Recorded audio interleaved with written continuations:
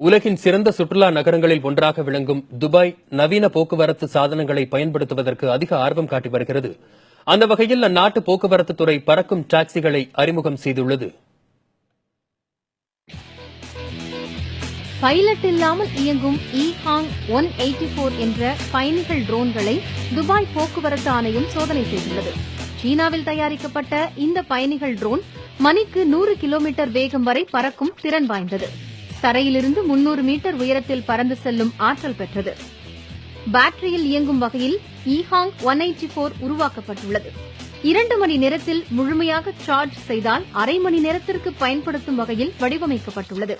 Computer program செய்யப்பட்டிருப்பதால் எந்த இடத்திற்கு செல்ல வேண்டும் என்பதை இந்த பறக்கும் டாக்ஸியில் உள்ள திரையில் தேர்வு செய்தால் செல்ல வேண்டிய இடத்திற்கு கொண்டு இறக்கிவிடுகிறது.